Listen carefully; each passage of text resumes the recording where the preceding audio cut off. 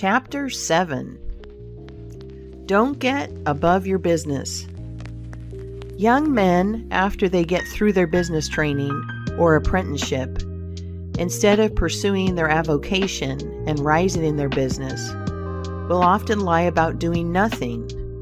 They say, "I have learned my business, but I am not going to be a hireling.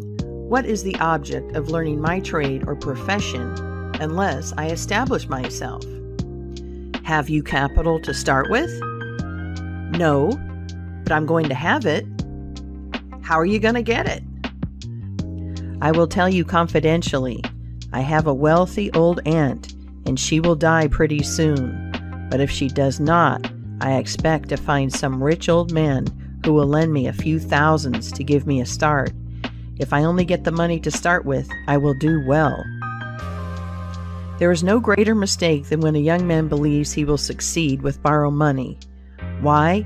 Because every man's experience coincides with that of Mr. Astor, who said, it was more difficult for him to accumulate his first $1,000 than all the succeeding millions that made up his colossal fortune. Money is good for nothing unless you know the value of it by experience.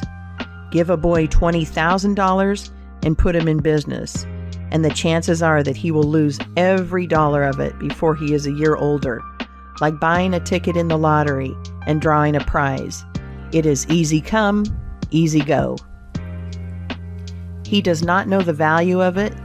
Nothing is worth anything unless it costs effort. Without self-denial and economy, patience and perseverance, and commencing with capital which you have not earned, you are not sure to succeed in accumulating. Young men, instead of waiting for dead man's shoes, should be up and doing, for there is no class of persons who are so unaccommodating in regard to dying as these rich old people, and it is fortunate for the expectant heirs that it is so. 9 out of 10 of the rich men of our country today started out in life as poor boys with determined wills, industry, perseverance, economy, and good habits. They went on gradually, made their own money, and saved it, and this is the best way to acquire a fortune. Stephen Girard started life as a poor cabin boy and died worth $9 million. A.T. Stewart was a poor Irish boy, and he paid taxes on $1.5 million of income per year. John Jacob Astor was a poor farmer boy and died worth 20 millions. Cornelius Vanderbilt began life rowing a boat from Staten Island to New York. He presented our government with a steamship worth $1 million and died worth 50 million. There is no royal road to learning, says the proverb. I may say it is equally true. There is no royal road to wealth, but I think there is a royal road to both. The road to learning is a royal one, the road that enables the student to expand his intellect and add every day to his stock of knowledge, until in the pleasant process of intellectual growth, he is able to solve the most profound problems, to count the stars, to analyze every atom of the globe, and to measure the firmament that is a regal highway, and it is the only road worth traveling. So, in regard to wealth, go on in confidence, study the rules, and above all things, study human nature. For the proper study of mankind is man, and you will find that while expanding the intellect and the muscles, your enlarged experience will enable you every day to accumulate more and more principle, which will increase itself by interest and otherwise, until you arrive at a state of independence. You will find, as a general thing, that the poor boys get rich and the rich boys get poor. For instance, a rich man at his decease leaves a large estate to his family. His eldest sons, who have helped him earn his fortune, know by experience the value of money, and they take their inheritance and add to it. The separate portions of the young children are placed at interest, and the little fellows are patted on the head and told a dozen times a day, "You are rich. You will never have to work. You can always have whatever you wish, for you were born with a golden spoon in your mouth." The young heir soon finds out what that means. He has the finest dresses and playthings. He is crammed with sugar candies and almost killed with kindness, and he passes from school to school, petted and flattered. He becomes arrogant and self-conceited, abuses his teachers, and carries everything with a high hand. He knows nothing of the real value of money, having never earned any, but he knows all about the golden spoon business. At college, he invites his poor fellow students to his room, where he wines and dines them. He is cajoled and caressed, and called a glorious good fellow, because he is so lavish of his money. He gives his game suppers, drives his fast horses, invites his chums to fetes and parties, determined to have lots of good times. He spends the night in frolics and debauchery, and leads off his companions with the familiar song, "We won't go home till morning." He gets them to join him in pulling down signs, taking gates from their hinges, and throwing them into backyards and horse ponds. If the police arrest them, he knocks them down, is taken to the lockup, and joyfully foots the bills.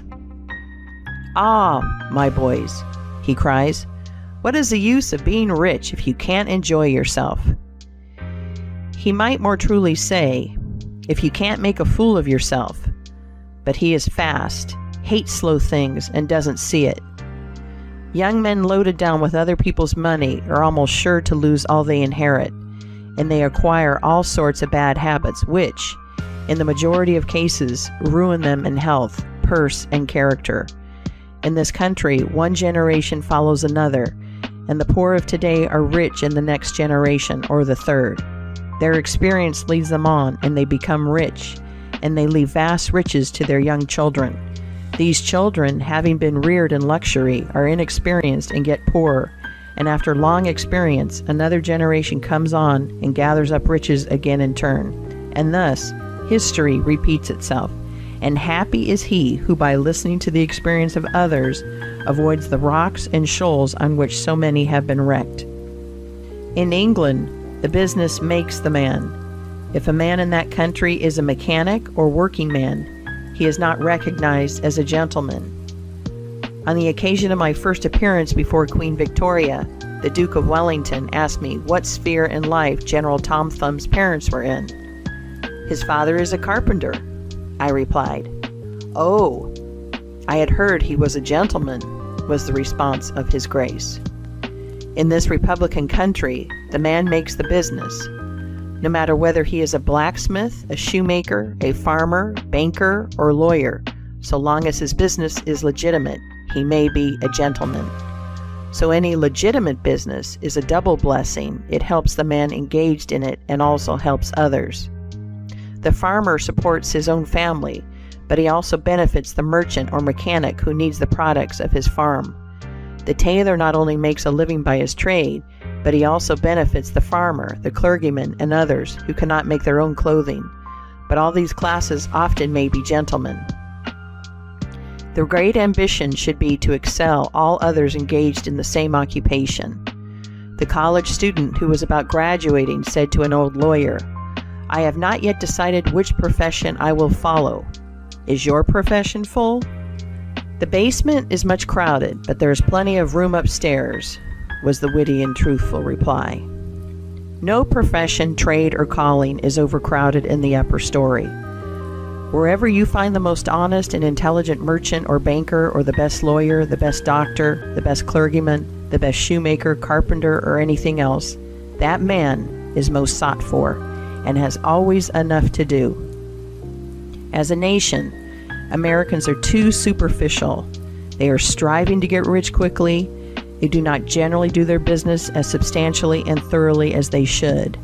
But whoever excels all others in his own line, if his habits are good and his integrity undoubted, cannot fail to secure abundant patronage and the wealth that naturally follows.